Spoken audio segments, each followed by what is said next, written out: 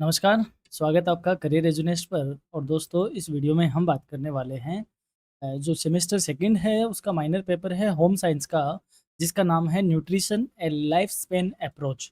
इसकी one shot class को हम यहाँ पे डिस्कस करने जा रहे हैं। थोड़ा सा डिले हो गया है टाइम शॉर्टेज के चक्कर में, बट अंत भला तो सब भला, हम आपके लिए क्लास लेकर हाजिर हुए हैं। और इस क्लास के लिए जो इम्पोर्टेंट क्वेश्चन का है सेगमेंट, वो ऑलरेडी हमने अपलोड कर रखा है। बाइलिंगुअल है, हिंदी और इंग्लिश में। तो मेरा यही है, आपको अगर ये आप वन शॉट क्लास देखते हो और साथ में इंपॉर्टेंट क्वेश्चन की सीरीज देख लेते हो, तो एग्ज़ाम में आपकी बहुत अच्छी मदद हो जाएगी। तकरीबन 80 टू 90% आपको यहीं से ही पेपर देखने को मिल जाएगा। तो चलिए कर लेते हैं शुरुआत फर्स्ट यूनिट के साथ। पहली यूनिट है जो कि आपकी रिलेटेड है आहार नियोजन से, यानी कि मील प्लानिंग। क्या होती है मील प्लानिंग? यानी कि जब हम खाना खाते हैं तो हम उस खाने का किस तरीके से नियोजन करें, यानी कि उसमें क्या-क्या बातें शामिल करें, उसको हम किस तरीके से प्लान करें ताकि हम हमारे हेल्दी रहे और हम वेल्दी रहे। तो बात कर लेते हैं मील प्लानिंग की। Meal planning is the process of selecting and combining foods in such a way that the nutritional requirements of an individual are met in proper proportion. यानी कि आहार नियोजन वह प्रक्रिया है जिसमें हम जो खाद्य पदार्थ हैं जिनका हम सेवन करते हैं, उनका इस प्रकार से चयन करें और उनका कॉम्बिनेशन भी इस प्रकार बनाए ताकि एक व्यक्ति की जो पोषण संबंधी ज़रूरतें हैं, आवश्यकताएँ हैं, वो उचित अनुपात में क्या हो सके, पूरी हो सके। मतलब जैसे हमें प्रोटीन भी चाहिए बॉडी को, प्रो वसा भी चाहिए यानी फैट भी चाहिए, कार्बोहाइड्रेट भी चाहिए, मिनरल्स भी चाहिए। तो हम हमारा खाना इस प्रकार से डिज़ाइन करें, यानी हमने छोटी क्लास में पढ़ा है बैलेंस डाइट यानी संतुलित आहार। तो संतुलित आहार एक तरीके से वो प्लानिंग है जिसमें हम हर एक चीज़ को इन्वॉल्व करते हैं, हर एक चीज़ को एक उचित अनुपात में प्रॉपर प्रोपोर्शन में हम अपनी बॉडी को प्रोवाइड करवाते हैं। इसकी प्लानिंग करना ही क्या कहा जाता है? मील प्लानिंग कहा जाता है। अब ये क्यों ज़रूरी है, इसके क्या इंपॉर्टेंट प्रिंसिपल्स हैं, उनको हम देख लेते हैं। पहला है एडुकेशन यानी पर्याप्तता।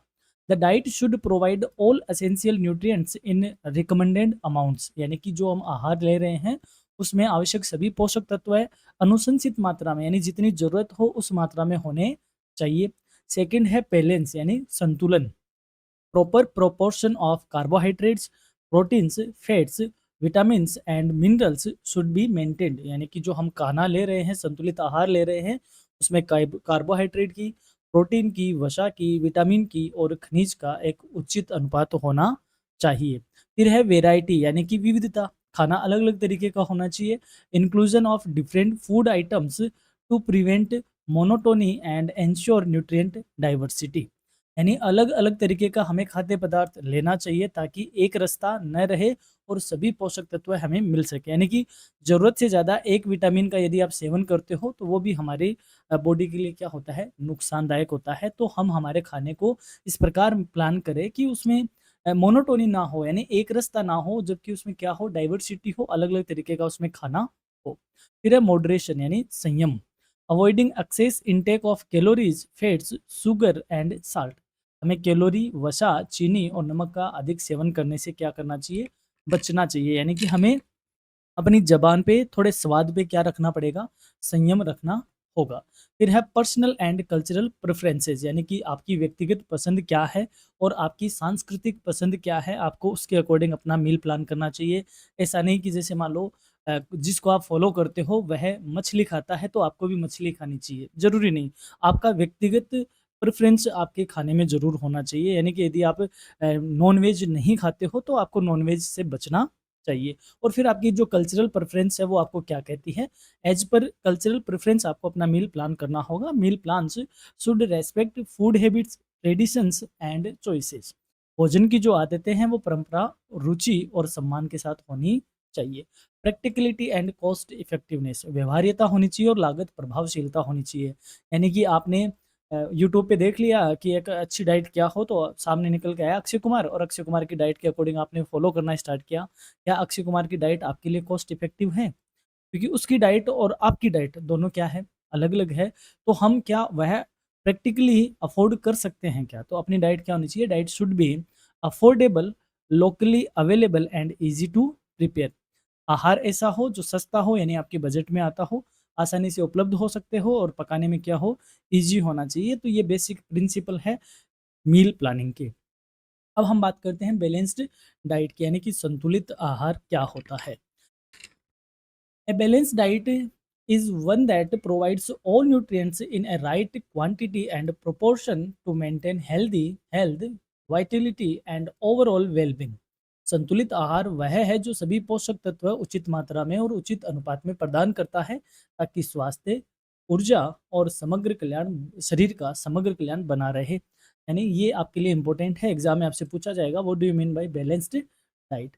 बैलेंस डाइट का मतलब होता है कि हमारा शरीर में सारे पोषक तत्व उचित मात्रा में हम प्रोवाइड करवा सके ताकि हम स्वस्थ रहे, ऊर्जावान बने रहे और हमारे शरीर का समग्र कल्याण होता रहे। इट शुड कंटेन, इसमें क्या क्या होता है, cereals and grains as energy sources, यानी अनाज और अनाज उत्पाद ऊर्जा के क्या होते हैं, मुख्य रूप से स्रोत के रूप में होते हैं। Pulses and legumes as protein sources, यानी दाल और फलियां प्रोटीन के स्रोत के रूप में होते हैं। Milk, meat and eggs for high quality protein, दूध, मांस, अंडे उच्च गुणवत्ता वाले प्रोटीन के लिए होते हैं। Fruits and vegetables for vitamin, minerals and fibres, जो फल है, जो सब्जियां हैं, वो विटामिन के, खनिज के और रेशे के सोर्सेज होते हैं। Limited fats, oils and sugars for energy balance, और हमें सीमित मात्रा में वसा लेनी चाहिए, तेल का सेवन करना चाहिए, और जो चीनी है, शर्करा है, उसका भी हमें सीमित मात्रा में भोजन करना चाहिए या सेवन करना चाहिए। कई लोग कहते हैं ना कि हमने चीनी छोड़ दी।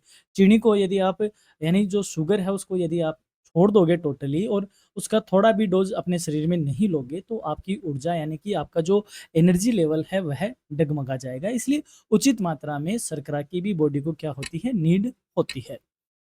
अब आते हैं अगला, फूड ग्रुप्स यानी खाद्य समूह है। Food items are classified into groups based on their primary nutrient contribution, यानी खाद्य पदार्थों को उनके मुख्य पोषक तत्व के आधार पर समूहों में बांटा जाता है। कुछ अलग अलग इनके ग्रुप बनाए हुए हैं, जैसे सीरियल्स, मिलेट्स, ग्रेन्स, अनाज, मोटे अनाज, मेन एनर्जी प्रोवाइडर्स, ये अनाज के, ये ऊर्जा के क्या होते हैं, मुख्य स्रोत होते हैं, यानी कि जिनसे हम क्या बनाते हैं, रोटी बनाते हैं। आपने देखा होगा कि रोटी ही आपकी पूरी डाइट में एक मेन रोल प्ले करती है, जिससे आप अपनी पूरी डाइट को मेजर करते हो कि मैंने 4 रोटी खाई। तो ये जो अनाज है, ये आपकी एनर्जी का मेन सोर्सेज है। फिर है पल्सेस, लेग्यूम्स, नट्स, प्रोटीन्स, यानी कि जो दालें हैं, फलियाँ हैं, मेवे हैं, ये प्रोटीन का सोर्स बनती है। मिल्क एंड एनिमल फूड्स, ये प्रोटीन का, कैल्शियम का और विटामिन बी 12 का बनती है, यानी दूध और पशुजन्य जो खाद्य होते हैं वो प्रोटीन, कैल्शियम और विटामिन बी 12 प्रोवाइड करवाते हैं। Fruits and vegetables, vitamins, minerals, fibre, जो फल और सब्जियां हैं वो शरीर को विटामिन, खनिज और रेशा प्रोवाइड करवाती है। ऑयल, फैट्स और शुगर्स, कंसंट्रेटेड एनर्जी सोर्सेज, जो तेल, वसा और चीनी है, ये सघन ऊर्जा के स्रोत हैं, यानी कि इनकी कम मात्रा में ही ज़्यादा ऊर्जा आपको मिल जाती है। अब बात करते हैं खाद्य विनिमय सूची यानी फूड एक्सचेंज लिस्ट। क्या होती है food exchange list? The food exchange list is a system of grouping foods with similar nutritional values so that one food can be substituted for another without altering nutrient intake, यानी कि खाद्य विनिमय सूची वो प्रणाली है जिसमें हम समान पोषण मूल्य वाले खाद्य पदार्थों को एक समूह में रखते हैं ताकि एक खाद्य पदार्थ की जगह दूसरा यदि यूज भी किया जाए तो पोषक तत्वों की मात्रा में कोई बदलाव नहीं हो। अर्थात जैसे it is specially useful in therapeutic diets like diabetes, ये विशेष रूप से चिकित्सीय आहारों, यानी जैसे जो मधुमेह है उनमें उपयोगी होता है। For example, one medium Apple can be exchanged with A banana in a fruit group, यानी जैसे एक जो छोटे आकार का, मीडियम आकार का कोई सेब है, तो यदि आपको सेब उपलब्ध नहीं होता है तो उसकी जगह आप क्या यूज में ले सकते हो, उसकी जगह आप बनाना यूज में ले सकते हो। क्या यूज में ले सकते हो? केला उसकी जगह यूज में ले सकते हो। तो दैट मीन्स सेब को आपने किससे सब्स्टिट्यूट कर दिया? बनाना से सब्स्टिट्यूट कर दिया, और जो न्यूट्रिशनल वैल्यू है वो दोनों आपकी फिर भी क्या रही? इक्वल रही। यानी कि खाद्य एक्सचेंज जो लिस्ट है, यानी फूड एक्सचेंज लिस्ट है, उसमें ये है कि हम इस तरीके से ग्रुप बना दें, अलग अलग ग्रुप, और उनमें से यदि एक आइटम को दूसरे आइटम से भी रिप्लेस करते हैं तो भी जो न्यूट्रिएंट्स एंड वैल्यू है वो हमारी बराबर बनी रहे। इस तरीके के ग्रुप बनाना क्या कहा जाता है? फूड एक्सचेंज कहा जाता है। नेक्स्ट है factor affecting meal planning and food related behaviour. आहार नियोजन और भोजन संबंधी व्यवहार को प्रभावित करने वाले घटक कौन से हैं? इंपॉर्टेंट क्वेश्चन है, एग्जाम में आपके छपने वाला है कि वो इससे बड़ा क्वेश्चन आएगा तो आपसे क्या पूछा जाएगा, what do you mean by meal planning and what factors are affecting the meal planning and food related behaviour. भोजन नियोजन को और भोजन संबंधी व्यवहार को प्रभावित करने वाले कौन कौन से कारक है, तो कौन कौन से फैक्टर है देख लेते हैं। Age, sex and physiological conditions like childhood, pregnancy, lactation and old age, यानी कि आयु, लिंग और शारीरिक स्थिति, बाल्यावस्था, गर्भावस्था, स्तनपान और वृद्धावस्था, यानी कि आपकी आयु क्या है, आपका जेंडर क्या है, आपकी शरीर की स्थिति कैसी है, आप बच्चे हो या गर्भावस्था में हो या स्तनपान करवा रहे हो या वृद्धावस्था में हो, उसी के अकॉर्डिंग आपका मील प्लान होता है। हेल्थ स्टेटस यानी आपकी स्वास्थ्य स्थिति क्या है, आप बीमार हो या डिसेबल हो, किस तरीके की आपकी शरीर की स्थिति है, उसके अकॉर्डिंग आपका मील प्लान होता है। Socio economic status and cost of food, आपकी सामाजिक आर्थिक स्थिति क्या है और खाद्य पदार्थों की लागत क्या है और कितनी लागत आप बियर कर सकते हो, इसका भी आपकी मील प्लानिंग और फूड से रिलेटेड जो आपका व्यवहार है वो आपकी उससे उसके ऊपर रिफ्लेक्ट होगा। फिर है availability of food items, seasonal कितने हैं और लोकल कितने हैं यानी खाद्य पदार्थों की उपलब्धता कितनी है। जैसे अभी हम जिस मौसम में हैं तो अपने यहाँ पे जो काचरा है, फली है, गँवार फली है, मोठ की फली है, ठीक है? ये अब थोड़े दिनों में मतीरी अभी चल ही रही है मतीरी। तो ये हमारा क्या है, सीज़नल फूड है, तो इन फूड की अवेलेबिलिटी कितनी है? अभी थोड़े दिन पहले कंकेड़े अपने चल रहे थे। तो फूड की अवेलेबिलिटी कितनी है, वह कितना सीज़नल है और कितना लोकल है, उसके अकॉर्डिंग भी आपकी मील प्लानिंग क्या होती है, अ, डिज़ाइन होती है या प्लान होती है। Cultural, religious and regional food habits, संस्कृति आपकी क्या कहती है, आपकी धार्मिक आस्था क्या कहती है और क्षेत्रीय खाद्य आदतें क्या कहती है। जैसे अभी हम शेखावाटी में हैं, तो अपने यहाँ पे अभी आज हम गेहूँ खा रहे हैं काफ़ी लंबे टाइम से, लेकिन यदि हम 50 साल पहले जाएँ तो हम यहाँ पे हमारा मेन खाद्य पदार्थ क्या हुआ करता था? बाजरा हुआ करता था। लेकिन अभी भी आप जैसे डेज़र्ट की तरफ जाओगे तो वहाँ अभी भी बाजरा ही मेन खाद्य पदार्थ है। तो रीजनल फूड हैबिट क्या कहती है? क्योंकि बाजरे की न्यूट्रिशन वैल्यू अलग है और गेहूँ की अलग है। लाइफ़स्टाइल एंड एक्टिविटी लेवल, आपकी जीवन शैली कैसी है और आपकी गतिविधि का स्तर क्या है? यदि आप किसान हो, दिन भर खेत में काम करते हो, तो एक हेवी डाइट भी आपकी बॉडी ईज़िली क्या कर लेगी, पचा लेगी, डाइजेस्ट कर लेगी। लेकिन यदि आपका काम क्या है, आप चेयर पे बैठ के ऑफ़िस में काम करते हो, तो आपको उस तरीके से मील की क्या करनी होगी, प्लानिंग करनी होगी। तो ये वो सारे कारण हैं या फैक्टर है जो आपकी मील की प्लानिंग को क्या करता है, इफ़ेक्ट करता है। अब चलिए हम बात करते हैं dietary guidelines for Indians and food pyramid. भारतीयों के लिए आहार संबंधी दिशा निर्देश क्या है और खाद्य पिरामिड क्या है?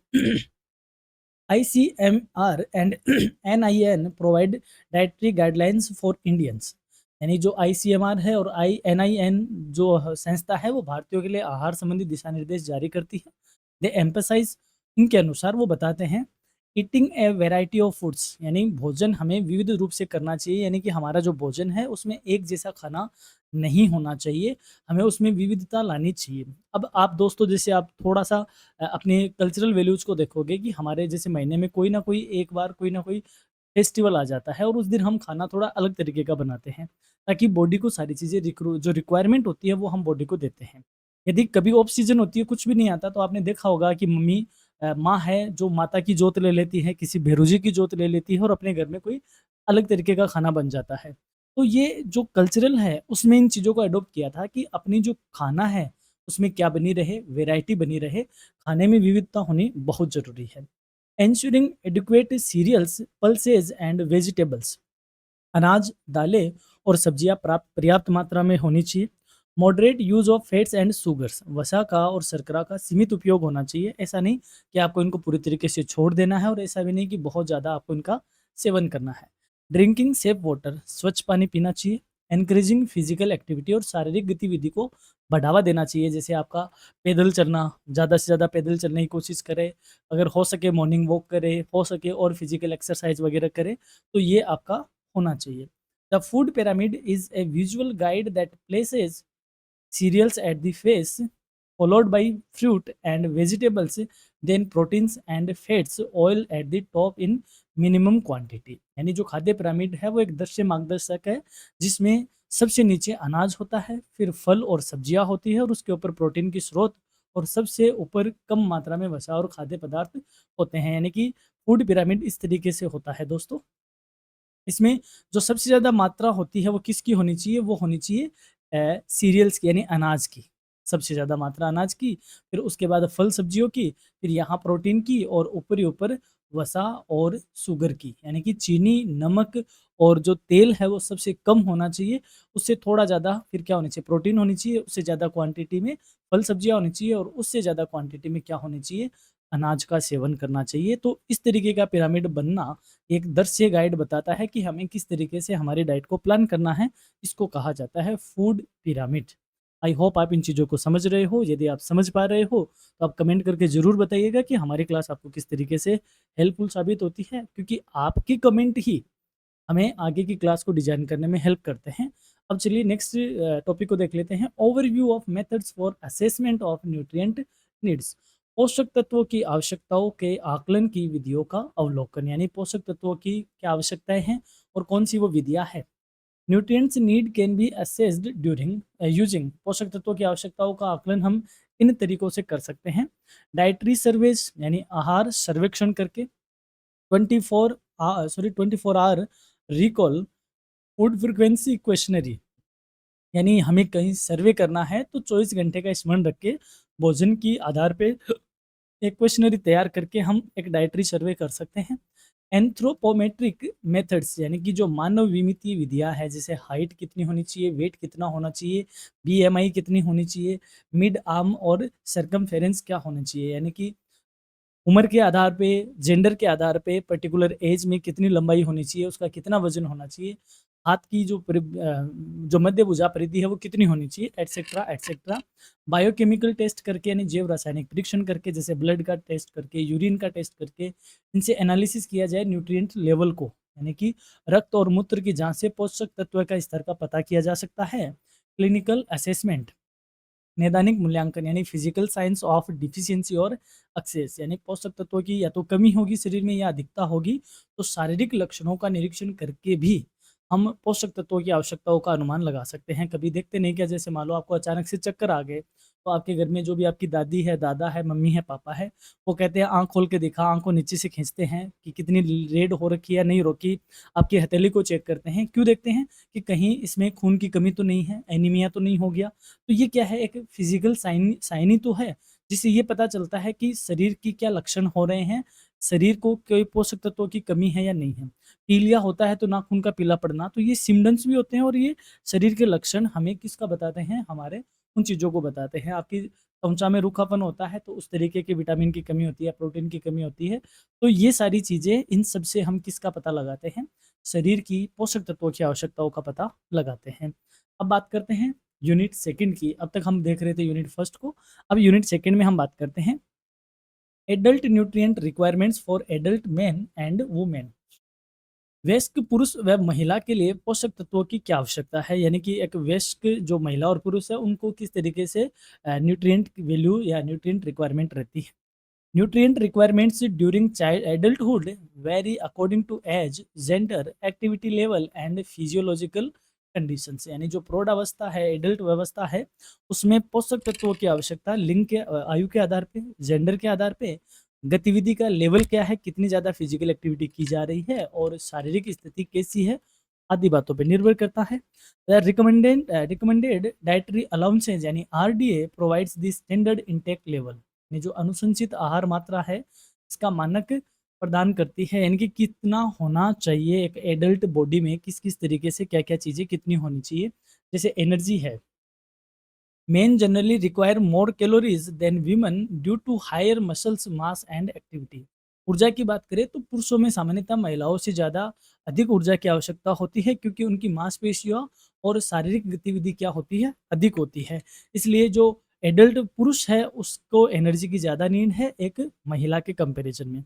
प्रोटीन्स की बात करें, अबाउट 1 ग्राम पर kg body wait is recommended. यानी कि लगभग 1 ग्राम प्रति किलोग्राम के पीछे शरीर वजन की आवश्यकता के अनुसार क्या लेना चाहिए, प्रोटीन लेना चाहिए। जैसे मान लो आपका वेट कितना है, आपका वेट 50 केजी है, तो आपको 50 ग्राम आपको प्रोटीन तो लेना ही चाहिए। यानी कि 1 किलो के पीछे 1 ग्राम। फैट्स की बात करें तो 20 to 30% of total energy should come from fats with focus on unsorted fats. वसा की बात करें तो कुल ऊर्जा का 20 से 30% वसा से आना चाहिए, विशेषकर असंतृप्त वसा से। कार्बोहाइड्रेट्स की बात करें तो 50 to 60% of total calories should come from complex carbohydrates, यानी कि जो हम जितनी कैलोरी ले रहे हैं उस कैलोरी का 50 से 60% जटिल कार्बोहाइड्रेट से मिलना चाहिए शरीर को। विटामिन एंड मिनरल्स, विटामिन और खनिज की बात करें तो special attention to iron specially for women, calcium, vitamin D, B complex and antioxidants, यानी कि जो विटामिन और खनिज की बात है विशेष तौर पे आयरन जो कि महिलाओं में उसका विशेष तौर ज़्यादा होना चाहिए, calcium, vitamin D, B complex and antioxidant पर भी ध्यान देना चाहिए। यानी कि अलग अलग सोर्स में हमने देखा कि एक वयस्क पुरुष को कितनी चाहिए और एक वयस्क महिला को कितनी चाहिए, और यहाँ पे हमने बात करी कि तकरीबन कैलोरी का 20 से 30% फैट होना चाहिए, यानी फैट से मिलनी चाहिए, और 50 से 60% कार्बोहाइड्रेट से मिलनी चाहिए, और विटामिन और मिनरल्स भी बॉडी में पर्याप्त रूप से मिले, प्रोटीन भी मिले, और एनर्जी का सोर्स भी पर्याप्त तौर पे हो। नेक्स्ट है न्यूट्रिशनल गाइडलाइंस फॉर एडल्ट। वयस्कों के लिए पोषण संबंधी दिशा निर्देश क्या होंगे? Eat a variety of foods from all food groups, यानी सभी खाद्य समूह से विविध खाद्य पदार्थों का सेवन करना चाहिए, यानी कि हमारी जो फूड प्लानिंग है उसमें वैरायटी ऑफ फूड होनी चाहिए, एक जैसा खाना नहीं होना चाहिए। Maintain energy balanced by controlling portion size, भाग के आकार को नियंत्रित करके ऊर्जा का संतुलन बनाए रखना होगा, यानी कि जो हम ले रहे हैं उसमें हमें डिवाइड करना होगा कि हमें इतनी परसेंट ऊर्जा चाहिए, इतना परसेंट प्रोटीन, इतना परसेंट कार्बोहाइड्रेट और इतना परसेंट फैट वगैरह, तो एक पोर्शन के तौर पे हमें इन सबको डाइट में इंक्लूड करना होगा। Prefer whole grains, pulses and fresh fruit vegetables, साबुत अनाज, दालें और ताज़ा फल सब्जियां आदि को प्राथमिकता देनी चाहिए। यानी ये कहना चाह रहे हैं कि जंक फूड को और जो पैकेट फूड होता है उनको अवॉइड करना चाहिए। Restrict intake of refined sugar, excess salt and salted fats, परिष्कृत चीनी, अधिक नमक और असंतृप्त वसा का सेवन सीमित मात्रा में करना चाहिए, यानी कि जो हमें क्रिस्टल क्लियर दिखने वाली चीनी होती है उसका यूज करने से हमें बचना चाहिए, और अधिक मात्रा में नमक का सेवन करने से भी बचना चाहिए। Drink plenty of safe water, पर्याप्त मात्रा में स्वच्छ पानी का सेवन करना चाहिए। Follow an active lifestyle with regular exercise, और नियमित व्यायाम करना चाहिए और सक्रिय जीवन शैली अपनाई जानी चाहिए। यानी सक्रिय का मतलब है जिसमें आप नियमित तौर पे व्यायाम करते हो और अपने शरीर को थोड़ा कष्ट देते हो पैदल चलने में, ऊपर नीचे चढ़ने में, एटसेट्रा एटसेट्रा। तो ये आप एक वयस्कों के लिए क्या दे रहे हो, यहाँ पे गाइडलाइन बता रहे हो कि अगर इन बातों को फॉलो करते हो तो आपके शरीर में न्यूट्रिशनल वैल्यू बनी रहेगी। अगला जो टॉपिक है उसको हम देख लेते हैं। न्यूट्रिशनल कंसर्न्स इन एडल्ट्स, वयस्कों में पोषण संबंधी चिंताएं क्या-क्या है, यानी कि वयस्कों में किन-किन बातों को लेकर न्यूट्रिशन के लिए कंसर्न रहते हैं। इनएडिक्वेट intake of fruits and vegetables, यानी फल और सब्जियों का अपर्याप्त सेवन। जैसे आज आप एक वयस्कता के तौर पे जा रहे हो, यानी कि जब आप बच्चे थे तो आपको याद करो आप घर पर फल सब्जी के लिए, फलों के लिए स्पेशली कितने लड़ते थे या कितने रोते थे। लेकिन अब धीरे-धीरे आपका मन उन फलों से क्या हो रहा है, दूर जा रहा है। अब आप जंक फूड की तरफ जा रहे हो, अलग-अलग टेस्ट आप कर रहे हो, तो अब आपको फल वगैरह इतने अच्छे नहीं लगते। तो ये एक बड़ा कंसर्न है एडल्ट्स में कि उनका ध्यान फ्रूट से और वेजिटेबल से दूर जाता है। Excess consumption of junk food and sugary drinks, यानी जंक फूड आप खूब पीते हो, मीठे पेय पदार्थों का भी अधिक मात्रा में सेवन करते हो, यानी कि कहीं भी गए कोल्ड ड्रिंक ले ली, और कहीं भी गए स्ट्रिंग वगैरह पी ली, यानी कि जो छोटी-मोटी कोल्ड ड्रिंक्स आती है जो काफ़ी मीठी होती है और उनमें बहुत ज़्यादा शर्करा होती है, ग्लूकोज़ उसमें ज़्यादा होता है।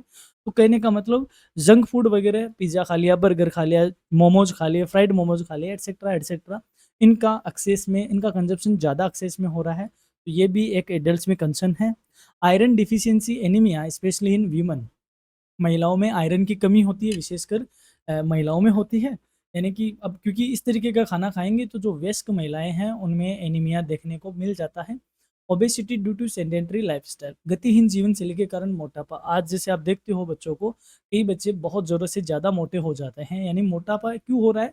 क्योंकि लाइफ़स्टाइल बहुत सेडेंटरी है, यानी निष्क्रिय जीवन शैली है। जिस जीवन शैली में शरीर क्या करता है, आप यहाँ से क्लास से जाते हो, बेड पे बेड लेट जाते हो, बस मोबाइल हाथ में लिया और चलाते रहते हो और पता नहीं कितने घंटे हो गए चलाते-चलाते, और ऐसी प्रैक्टिस आप आज से नहीं कर रहे। ऐसी प्रैक्टिस आप पिछले 5 से सा 8 सालों से लगातार कर रहे हो और आपको पता भी नहीं चल रहा। तो अपनी लाइफ़स्टाइल को सेडेंटरी बना लिया, निष्क्रिय बना लिया। ये भी एडल्ट्स का एक कंसर्न है न्यूट्रिशन को लेकर। और calcium and vitamin D deficiency, calcium की कमी है शरीर में क्योंकि दूध पीते नहीं हैं। दूध पीते हैं तो अब हम जहाँ रहते हैं वहाँ पे सही दूध आता है या नहीं आता वो भी है।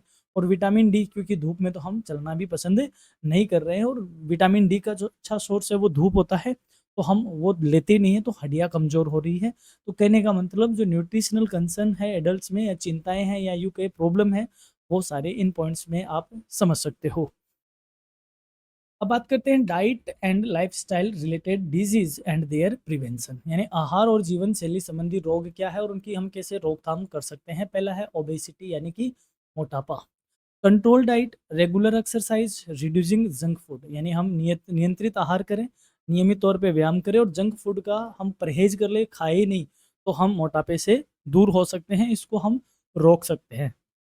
डायबिट्स, मिलेट्स, यानी कि मधुमेह, यानी कि जिसको हम बीपी बोलते हैं, सॉरी बीपी नहीं, जिसको हम शुगर की बीमारी बोलते हैं, मधुमेह यानी डायबिटीज। बैलेंस डाइट लेके, controlled carbohydrates, high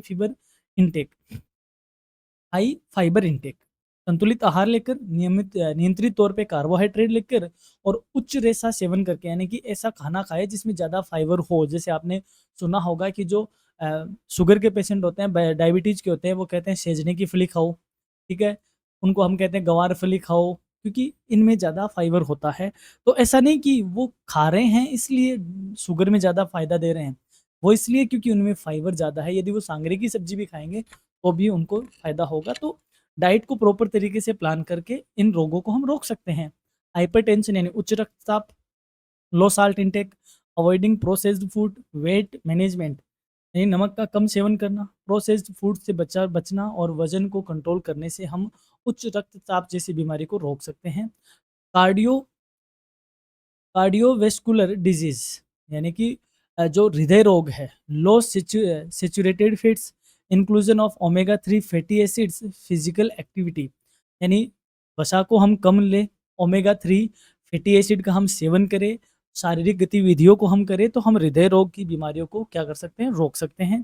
cancer risk reduction, यानी कि कैंसर की जोखिम को कमी करना, उसमें हम फ्रूट्स को हम ज़्यादा सेवन करें, वेजिटेबल्स को हम बढ़ाएं, एंटीऑक्सीडेंट्स का हम सेवन करें, और स्मोकिंग और अल्कोहल यानी धूम्रपान और शराब से हम दूरी बनाएं। तो इन सारी बातों को हम ध्यान में रखकर कैंसर की जो जोखिम है उसको हम कम कर सकते हैं। तो यानी कहने का मतलब जो आहार संबंधी रोग है उसमें ओबेसिटी, डायबिटीज, हाइपरटेंशन, कार्डियोवेस्कुलर और कैंसर जैसी बीमारियां हैं, और इन बातों को हम फॉलो करके क्या कर सकते हैं, इनका हम प्रिवेंशन कर सकते हैं, इनको हम रोक सकते हैं। अब हम बात करते हैं elderly physiological changes in old age, यानी वृद्धावस्था में किस प्रकार से शारीरिक परिवर्तन होता है।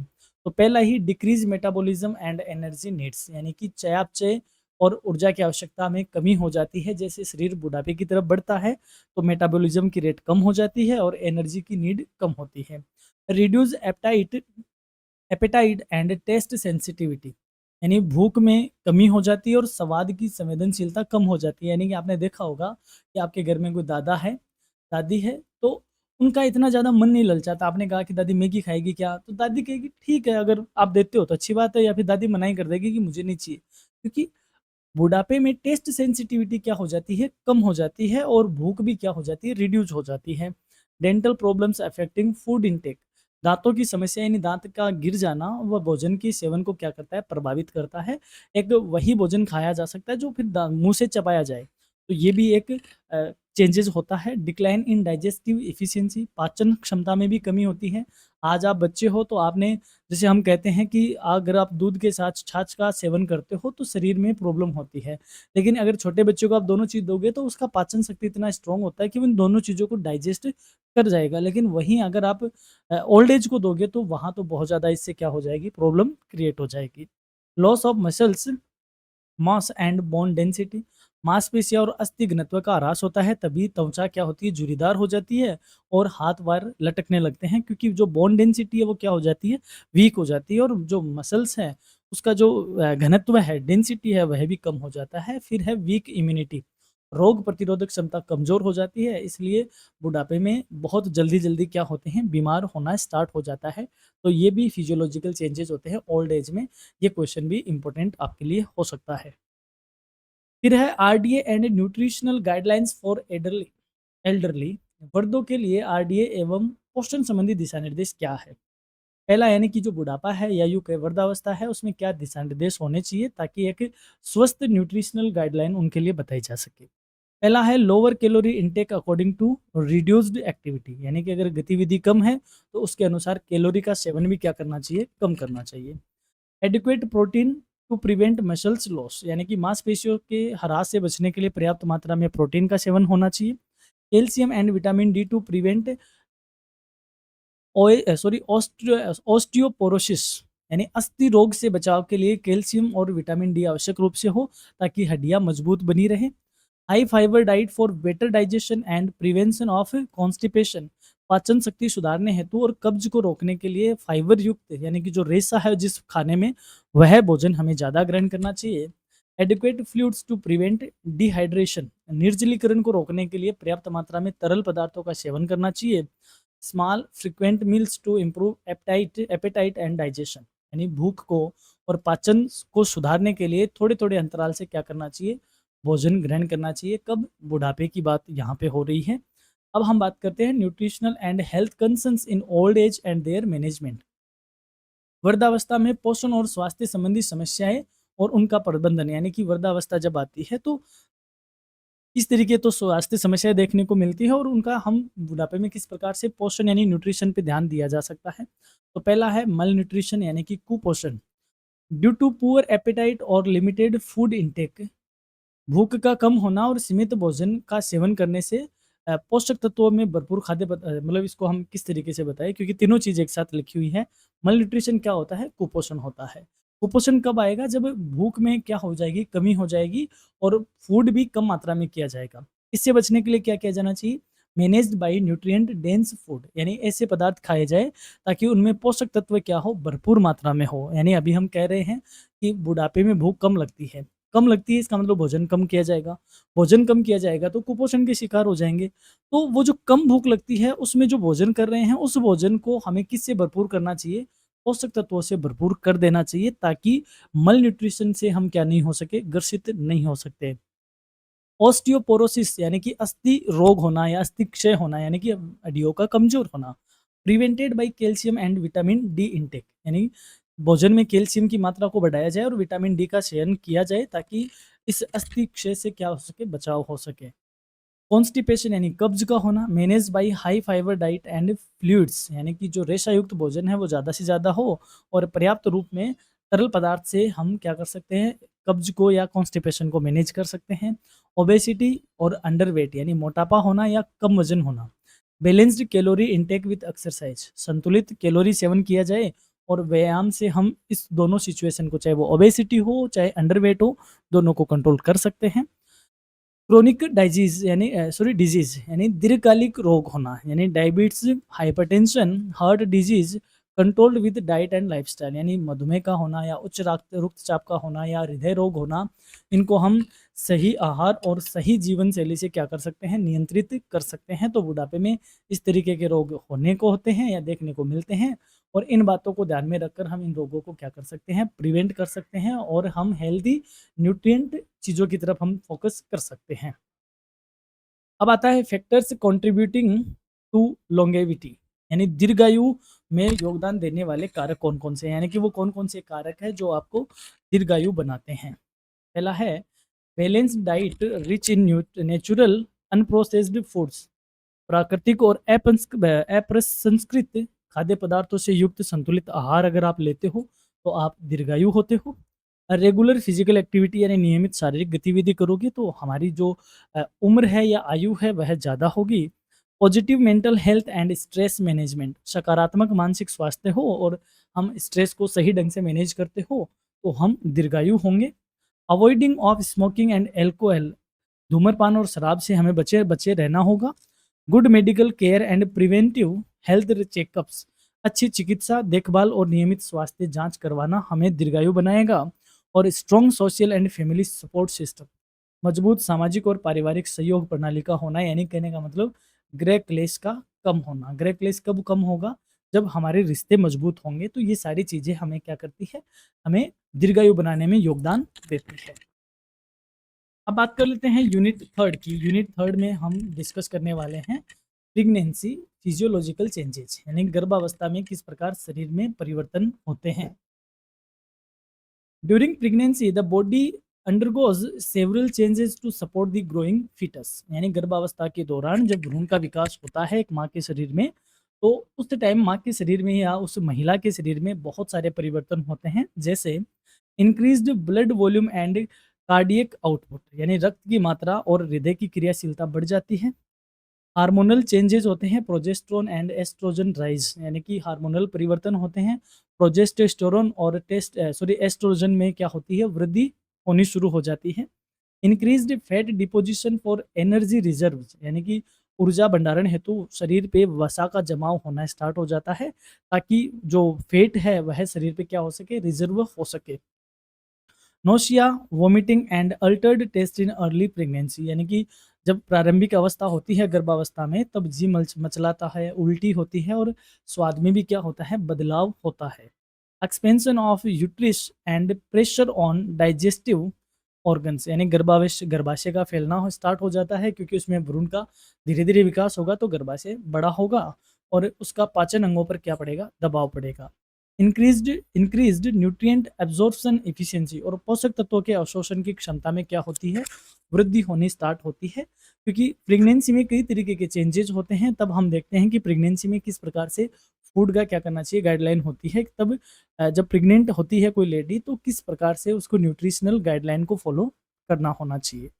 Additional 300 to 350 calcium calorie per day during second and third trimester, यानी कि दूसरे और तीसरे जो त्रैमास होता है, तब प्रतिदिन 300 से 350 कैलोरी ज़्यादा ग्रहण करनी स्टार्ट कर देनी चाहिए। यानी कि जब हम नॉर्मली, यानी एक लेडी जब नॉर्मल रहती है, यानी जब प्रेग्नेंट नहीं रहती है उस दौरान, और जब प्रेग्नेंट होती है तो दूसरे से तीसरे महीने में पर डे जो वह कैलोरी ले रही है उसमें 300 से 350 कैलोरी बढ़ा देनी चाहिए। प्रोटीन, यानी कि एक्स्ट्रा 15-20 ग्राम पर डे। मैं इन सबको शॉर्ट में बता देता हूँ कि प्रोटीन की मात्रा भी बढ़ा देनी चाहिए, आयरन की मात्रा भी बढ़ा देनी चाहिए, फोलिक एसिड की मात्रा भी बढ़ा देनी चाहिए, एडुकेट विटामिन, जो पर्याप्त मात्रा में विटामिन है ए, सी, बी, डी, सारी तरीके के विटामिन बढ़ा देने चाहिए। ड्रिंक प्लेंटी और fluids, avoid alcohol and smoking, पर्याप्त रूप से तरल पदार्थों का सेवन करना चाहिए। धूम्रपान और शराब का सेवन करने से बचना चाहिए। कहने का मतलब जो भी न्यूट्रिशनल वैल्यूज़ है उन सब में हमें क्या करनी चाहिए? एक प्रेगनेंसी के दौरान एक लेडी को उन सब का सेवन बढ़ा देना चाहिए। इसकी पीडीएफ मैं आपको वेबसाइट पे अपलोड कर दूँगा, तो वहाँ से आप इसकी पीडीएफ डाउनलोड कर लेना, वहाँ पे इन चीज़ों को आप डिटेल में स्टडी कर लेना। न्यूट्रिशनल नीड्स इन प्रेगनेंसी, अब जो प्रेगनेंसी है उस दौरान किस तरह की न्यूट्रिशन की नीड रहती है, यानी कौन-सी पोषण आवश्यकताएँ होती हैं? Energy for maternal tissues growth and foetal development, यानी मातृ उत्तक वृद्धि और भ्रूण विकास के लिए ऊर्जा की मात्रा की जरूरी होती है। Proteins for building foetal tissues, placenta and maternal blood, यानी कि भ्रूण के उत्तकों की अपरा यानी प्लेसेंटा और मातृ रक्त के निर्माण के लिए प्रोटीन की आवश्यकता होती है। मिनरल्स जिसमें आयरन, कैल्शियम, आयोडीन और जिंक होता है। और बोन एंड ब्रेन डेवलपमेंट, यानी जो भ्रूण होता है उसके हड्डियों और मस्तिष्क के विकास के लिए कई तरीके के खनिज की ज़रूरत होती है, विटामिन्स की ज़रूरत होती है। और prevention of birth defects and anaemia, यानी विटामिन जिसमें vitamin D, B12, folic acid सब होता है, कि जो एक बच्चा जब जन्म लेता है तो उसके जन्म के समय उसमें एनीमिया ना हो। इन आदि रोगों की रोकथाम के लिए विटामिन की नीड होती है। और adequate water and fibre for digestion, और पाचन सुधार हेतु पर्याप्त रूप से पानी और रेशा युक्त खाने की जरूरत होती है। यानी कि जब कोई लेडी प्रेग्नेंट होती है तो उनको उसको एनर्जी, प्रोटीन, मिनरल्स, विटामिन्स और फाइबर युक्त भोजन और जो वाटर है इनका पर्याप्त तौर पे सेवन करना चाहिए, क्योंकि ये माता के यानी माँ के शरीर के विकास के साथ साथ जो भ्रूण है जो माता के शरीर में पल रहा है उसके स्वस्थ होने के लिए और उसका सही ढंग से विकास होने के लिए अति आवश्यक होता है। Effect of nutritional status on pregnancy outcome, पोषण स्थिति का गर्भावस्था परिणाम पर क्या प्रभाव पड़ता है। यानी आप देखते हो कि बच्चे तीन तरीके से होते हैं। एक ऐसे कि जो सही होते हैं, एकदम हेल्दी होते हैं। एक हेल्थ से कमज़ोर बच्चे होते हैं और एक से ज़्यादा मोटे ताज़े बच्चे पैदा होते हैं। ऐसा क्यों होता है? जो मोटे तगड़े भी होते हैं तो उनमें भी कई तरीके की डिज़ीज़ देखने को मिलती है। तो एक हेल्दी बच्चा होना चाहिए, कब होगा? जब गुड न्यूट्रिशन होगा।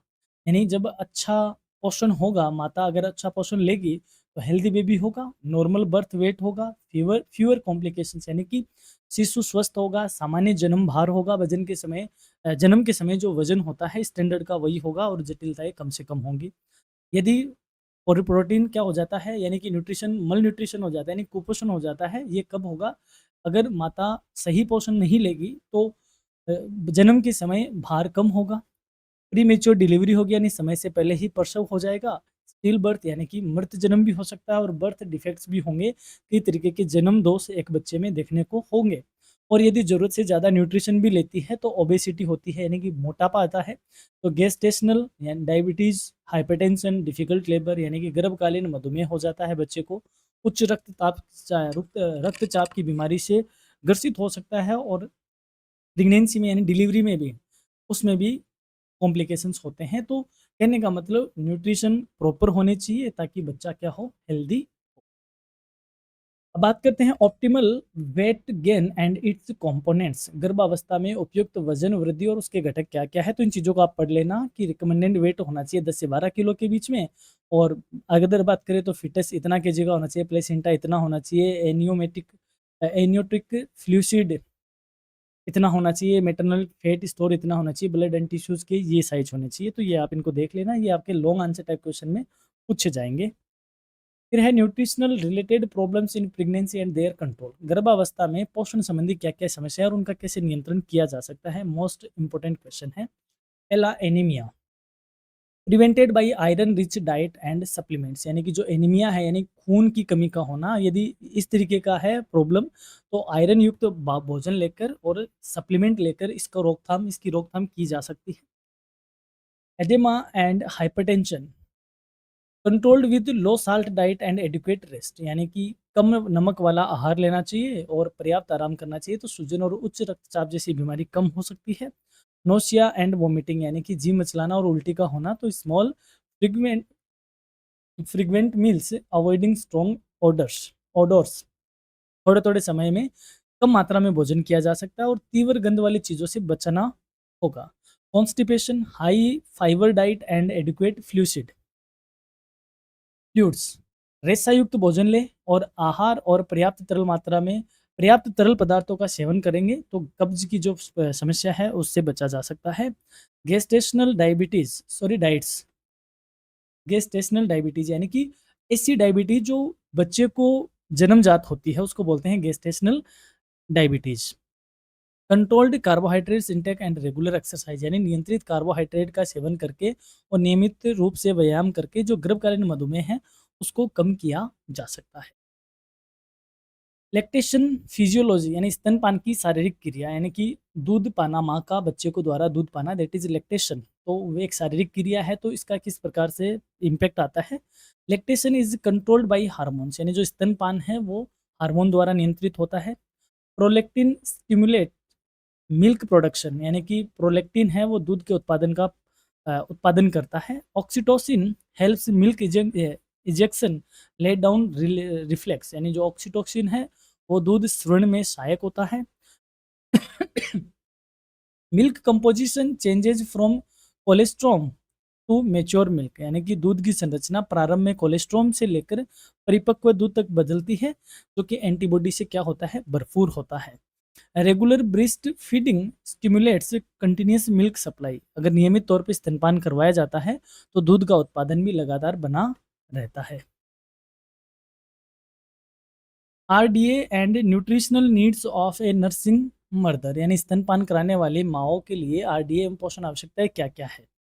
Additional 500 calorie during the first 6 months, फिर 400 कैलोरी देयर आफ्टर यानी कि शुरुआत के 6 महीने में 500 कैलोरी ज़्यादा खानी चाहिए यानी ज़्यादा ज़रूरत से 500 कैलोरी का ज़्यादा कंजप्शन करना चाहिए और बाद के महीनों में 400 कैलोरी का करना चाहिए, क्योंकि स्तनपान करवाती है माता तो उसकी खुद के पोषण की ज़्यादा आवश्यकता होती है, तभी दूध का उत्पादन बराबर बना रहता है। एक्स्ट्रा प्रोटीन करना चाहिए, कैल्शियम भी ज़्यादा लेना चाहिए, आयरन भी ज़्यादा लेना चाहिए और एडुकेट फ्लूसिड फ्लूइड्स और मिल्क सेक्रिएशन, यानी कि दूध स्रवण के लिए पर्याप्त तरल पदार्थ लेंगे। अगर तरल पदार्थ पर्याप्त रूप से लेंगे तभी दूध का स्रवण होगा। Vitamin B, A, C, D, B complex support maternal and infant health, यानी विटामिन बी माँ और शिशु दोनों के स्वास्थ्य के लिए आवश्यक होंगे।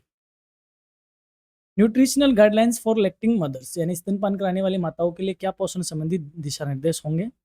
Eat a balanced nutrients dense diet with variety, संतुलित और पोषक तत्वों से भरपूर विविध रूपों वाली आहार लेना चाहिए। Increase intake of milk, pulses, green leafy vegetables, nuts and fruits, दूध, दालें, हरी पत्तेदार सब्जियां, मेवे और अधिक फल अधिक मात्रा में लेनी चाहिए, यानी सेवन करना चाहिए। Avoid alcohol, smoking and unnecessary medications, यानी कि धूम्रपान, शराब और अनावश्यक दवाइयों का सेवन करने से बचना चाहिए। Ensure adequate rest and hydration, पर्याप्त विश्राम करना चाहिए और पर्याप्त जल का सेवन करना चाहिए।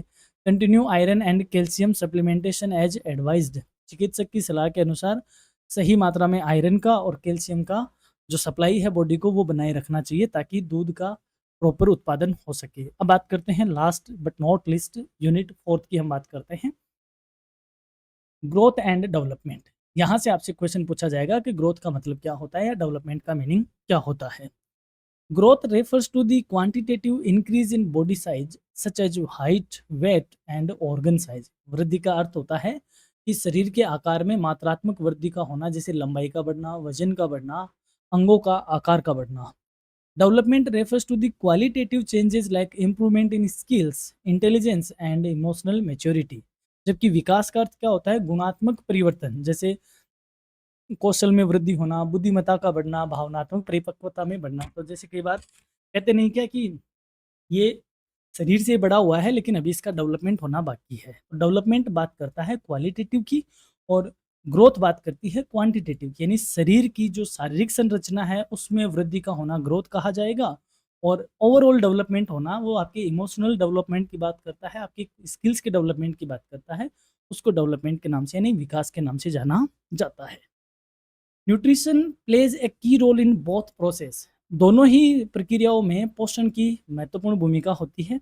मल nutrition can lead to stunt growth, delayed milestones as poor immunity, यानी कुपोषण से अवरुद्ध वृद्धि होती है, विकास में विलंब और रोग प्रतिरोधक क्षमता की कमी हो सकती है। यदि कुपोषण होगा तो वृद्धि भी रुक सकती है और विकास में विलंब भी हो सकता है और रोग प्रतिरोधक क्षमता भी कम हो जाएगी। ग्रोथ रेफरेंसेस एंड स्टैंडर्ड्स, वृद्धि मानक एवं संदर्भ। ग्रोथ की एक second, growth is measured using reference chart like WHO growth chart and Indian academy of paediatrics paediatrics sorry standards, यानी कि वृद्धि का आकलन है और WHO ने जो ग्रोथ चार्ट दिए हैं उनके आधार पे और Indian academy of paediatrics IAP जिसको कहते हैं उनके मानकों से तैयार किया जाता है या उनके मानकों से देखा जाता है। कौन कौन से पैरामीटर हैं, यानी वेट फॉर एज, यानी आयु के अनुसार कितना वजन है, हाइट फॉर वेज, यानी उम्र के अनुसार लंबाई और ऊंचाई कितनी है, वेट फॉर हाइट, लंबाई के अनुसार वजन कितना होना चाहिए, बॉडी मास इंडेक्स यानी कि BMI वो कितना है।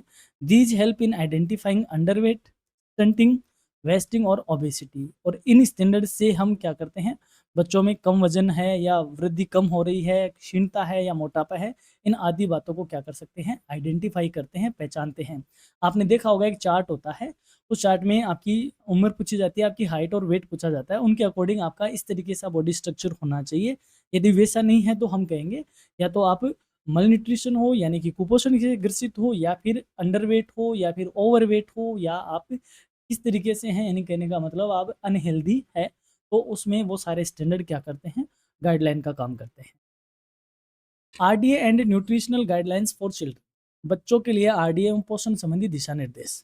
Energy and protein needs are higher per kg body weight compare to adults, यानी प्रति किलोग्राम वजन के अनुसार बच्चों को वयस्कों की तुलना में अधिक ऊर्जा और प्रोटीन की आवश्यकता होती है। यानी कि बच्चे क्योंकि अधिक चंचल होते हैं, शारीरिक गतिविधियां ज़्यादा करते हैं, तो उनके शरीर को प्रोटीन की आवश्यकता भी ज़्यादा होती है और ऊर्जा की भी होती है। प्लस उनका अभी शरीर डेवलपमेंट फेज में होता है, तो इन जल्दी चीज़ों को डाइजेस्ट हो जाते हैं और उन ज़्यादा चीज़ों की उनको ज़रूरत भी होती है। Adequate intake of calcium, vitamin D and phosphorus for bone growth, यानी हड्डियों के विकास के लिए पर्याप्त कैल्शियम का होना, विटामिन डी का होना और फास्फोरस की ज़्यादा आवश्यकता होती है। Iron and folic acid to prevent anaemia, anaemia को रोकने के लिए आयरन और फोलिक एसिड की ज़्यादा जरूरत होती है। Vitamin A for vision and immunity, अगर दृष्टि की बात करें और रोग प्रतिरोधक क्षमता की बात करें तो विटामिन ए अति आवश्यक है। Encourage healthy eating habits, small frequent balanced meals, यानी स्वस्थ भोजन की आदतें विकसित करनी चाहिए ताकि थोड़े थोड़े अंतराल पर संतुलित भोजन कर सके। तो बच्चों के लिए पोषण संबंधी दिशा निर्देश ये हो सकते हैं, इनको फॉलो करना चाहिए। अब बात करते हैं nutritional concerns and healthy food choices. पोषण संबंधी क्या क्या कंसर्न है, चिंताएं हैं और स्वस्थ भोजन के क्या विकल्प है। Undernutrition and stunting due to inadequate food intake, यानी अपर्याप्त भोजन सेवन से कुपोषण और अवरुद्ध वृद्धि होती है। यानी कि यदि हम अपर्याप्त रूप से भोजन करेंगे तो कुपोषण बढ़ जाएगा और ग्रोथ क्या हो जाएगी, रुक जाएगी। Iron deficiency anaemia is common, जिसमें आयरन की कमी होना या एनीमिया का बढ़ना एक आम समस्या है। Increasing trend of obesity due to junk food and sedentary lifestyle, junk food खाने से और गतिहीन जीवन शैली के कारण आज मोटापा एक आमतौर पे बढ़ रहा है। स्टूडेंट्स में या यूँ कहे छोटे बच्चों में मोटापे की समस्या ज़्यादा आ रही है, क्योंकि एक तो इनएक्टिव लाइफस्टाइल है और साथ ही में जंक फूड का ज़्यादा सेवन किया जा रहा है।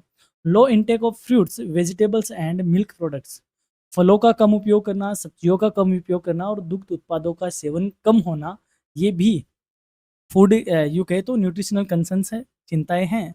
हेल्दी चॉइसेस इंक्लूड, स्वस्थ विकल्प में क्या-क्या हो सकते हैं? सीज़नल फ्रूट्स हो सकते हैं, वेजिटेबल्स हो सकती है, whole grains, pulses, nuts, milk, eggs, यानी मौसमी फल, सब्जियाँ, साबुत अनाज, दालें व मेवे, दूध, अंडे, ये एक अच्छे हेल्दी विकल्प के तौर पे शामिल हो सकते हैं। यानी कि जो भी मौसम विशेष में फल आते हैं उनका सेवन करो, जो मौसम विशेष की सब्जियाँ हैं उनका सेवन करो, साबुत अनाज का सेवन करो जिसमें स्प्राउट्स वगैरह आते हैं, दालें हैं, मेवे हैं, दूध है, अंडे हैं आदि का सेवन करके एक अच्छे हेल्दी फूड चॉइस को हम डेवलप कर सकते हैं। अब बात करते हैं इन्फेंट्स में, यानी कि शिशुओं में, जब 0 से 1 साल के होते हैं बच्चे तो उनका किस तरीके से पोषण होना चाहिए। एक्सक्लूसिव ब्रेस्ट फीडिंग और first 6 months provide complicated nutrition and antibodies, यानी कि शुरुआत के 6 महीने में केवल स्तनपान करवाना चाहिए जो कि उसके पूर्ण पोषण और एंटीबॉडी प्रदान करता है। यानी कि शुरुआत में जब बच्चा 6 महीने का होता है तो केवल और केवल उसको स्तनपान ही करवाना चाहिए। After 6 months complementary feeding should begin with soft mashed foods while continuing breast feeding. 6 महीने के बाद स्तनपान तो जारी रखना चाहिए, साथ ही में उसको पूरक आहार के तौर पे नरम और मैश किया हुआ खाना देना शुरू करना चाहिए। Nutrients need, high energy, protein, calcium, iron and vitamin A. उसकी पोषण आवश्यकता में उच्च ऊर्जा युक्त खाना, यानी कि उच्च ऊर्जा युक्त छोटी-छोटी डाइट, प्रोटीन, कैल्शियम और आयरन और विटामिन ए देना ज़रूरी है। बात करें प्री स्कूल चिल्ड्रन, जिसमें 1 साल से 6 वर्ष के बच्चे आते हैं। Rapid growth requires nutrient dense food, यानी तीव्र वृद्धि के लिए पोषक तत्वों से भरपूर खाना आवश्यक है। Small stomach capacity, frequent small meals, यानी पेट की क्षमता कम होने के कारण बार-बार थोड़ी-थोड़ी मात्रा में उनको खाना देना चाहिए। तभी आपको देखते होंगे बच्चे हैं उनको थोड़ी-थोड़ी देर में भूख लगती है। Include milk, fruits, vegetables, cereals, pulses, फल, दूध, फल, सब्जियां, अनाज और दालें शामिल करें। Avoid excessive sweets and fried foods, अधिक मिठाई और तेलीय भोजन से बचना चाहिए। एनकरेज हेल्दी ईटिंग हैबिट्स, प्रारंभ से ही स्वस्थ भोजन की आदतें सिखाई जाए, यानी कि जब बच्चा छोटा हो तभी उसको हेल्दी खाना खाने की आदतें विकसित की जानी चाहिए। बात करें स्कूल चिल्ड्रन, जिसमें 6 से 12 साल के बच्चे आते हैं। Increased physical activity and learning needs, यानी अधिक शारीरिक गतिविधि और अध्ययन की आवश्यकताओं के कारण संतुलन आहार उनके लिए जरूरी है। बैलेंस डाइट यानी उनके लिए रिक्वायर्ड होती है। Energy and protein needs are high, ऊर्जा और प्रोटीन की आवश्यकता उनमें ज़्यादा होती है। Mid day meal programmes play key role in India, भारत की बात करें तो जो मिड डे मील होता है यानी मध्याह्न का जो भोजन होता है, वो जो कार्यक्रम है वो एक महत्वपूर्ण भूमिका निभा रहा है। रिस्क ऑफ मल न्यूट्रिशन एंड ओबेसिटी को एग्जिस्ट, कुपोषण और मोटापा दोनों का ही खतरा मौजूद रहता है जब बच्चा 6 से 12 साल का होता है। न्यूट्रिस टिफ़िन, यानी कि उसका जो टिफ़िन है वो पौष्टिक होना चाहिए, उसमें चपाती यानी रोटी होनी चाहिए, वेजिटेबल्स, फ्रूट्स, मिल्क और स्प्राउट्स आदि उसमें होने चाहिए ताकि उसका टिफ़िन है वो पौष्टिक टिफ़िन हो और उसको सही तौर पे न्यूट्रिशन प्रोवाइड करवाता हो। फिर है एडोलसेंट्स, यानी कि किशोर अवस्था में 12 से 18 साल तक के बच्चे, period of rapid growth and hormonal changes, इस उम्र में वृद्धि तीव्र होती है, साथ ही में हार्मोनल परिवर्तन भी ज़्यादा होता है। तो क्या-क्या न्यूट्रिशनल नीड होती है? High energy and protein for muscles and bone growth, मांसपेशी और हड्डी विकसित हेतु अधिक ऊर्जा और प्रोटीन की आवश्यकता होती है। Iron specially in girls to prevent anaemia, यानी कि जो लड़कियां हैं विशेष तौर से उनको आयरन की ज़्यादा ज़रूरत होती है ताकि एनीमिया से बचा जा सके। Calcium and vitamin D for peak bone mass, यानी कैल्शियम और विटामिन डी अधिकतम अस्थि घनत्व हेतु ज़्यादा जरूरी है, क्योंकि इस समय या इस उम्र में जो मासेज है, जो अस्थि है, वो ज़्यादा डेंस होती है, ज़्यादा उसमें ग्रोथ होती है। Balance diet to prevent obesity and eating disorders, संतुलित आहार मोटापा को रोकता है, साथ ही में भोजन के जो विकार है उनसे हमें बचाता है। लाइफ स्टाइल गाइडेंस, जीवन शैली मार्गदर्शन में क्या होगा? अवॉइड जंक फूड, यानी इस उम्र में जंक फूड खाने से बचना चाहिए। जंक फूड तो इसमें क्या हर उम्र में ही बचना चाहिए, कभी कभार खा लिया वो अलग बात है, लेकिन रेगुलर मोड में नहीं खाना चाहिए। Encourage sports and physical activity, और बच्चों में खेल और शारीरिक गतिविधियों को बढ़ावा देना चाहिए। अब बात करें पहले बच्चे क्यों नहीं होते थे बीमार, क्योंकि पहले शारीरिक गतिविधियां ज़्यादा होती थी, जो खेल है वो ज़्यादा होते थे, और आज पबजी टाइप के खेल आप ऑनलाइन खेलते हो तो उससे शारीरिक एक्टिविटी नहीं होती, तो इस वजह से ओबेसिटी, ओवरवेट होना, ये सारी चीज़ें आज स्टूडेंट्स में या बच्चों में देखने को मिलती है। तो ये इसमें गाइडलाइन हो सकती है। मैं आपको यहाँ पे दोबारा कहूँगा कि एक बार जो इंपॉर्टेंट क्वेश्चन है उसको भी आपको देखना चाहिए, और वन शॉट की क्लास है, इन दोनों को आपको देखना चाहिए। आपकी एग्जाम में 80 टू 90% आपकी क्लियर हो जाएगी। और मैं आपको यही कहूँगा कि हमें आप कमेंट करके ज़रूर बताइएगा कि आपका पेपर कैसा हुआ और हमारी क्लास ने आपको किस तरीके से सपोर्ट किया। और मैं आपको ये कहूँगा कि नेक्स्ट सेमेस्टर में भी हमारा साथ बना रहेगा। बस ज़रूरत इस बात की है कि आप शुरू से साथ रहो। अब जैसे अभी आज आपकी आज एग्ज़ाम है और बच्चे आज कमेंट करके कर रहे हैं कि सर कल एग्ज़ाम है, क्लास दीजिए। तो इसमें क्या होता है कि क्लास नहीं मिल पाती टाइम पे कई बार, क्योंकि टाइम का शॉर्टेज होता है। तो यदि आप स्टार्टिंग से साथ हो तो हम एक पूरा प्लान साथ लेके चलेंगे, और उसमें हम आपको लाइव भी आने के साथ कोशिश करेंगे, ताकि अपनी सारी तैयारियां शुरू से हो। इस पेपर की पीडीएफ आपको हमारी वेबसाइट पे मिल जाएगी, पिन कमेंट आप चेक कर लीजिएगा, वहाँ भी आपको इसकी पीडीएफ मिल जाएगी। कोई क्वेरी हो व्हाट्सएप पे संपर्क करो। यहाँ तक आप बने रहे साथ, इसके लिए धन्यवाद, और हमारी ओर से आपको एग्ज़ाम के लिए बहुत सारी शुभकामनाएं। माँ भवानी आपको एग्ज़ाम में इस तरीके से ही बरकत दे, आपके हमेशा अपना आशीर्वाद बनाए रखे। धन्यवाद।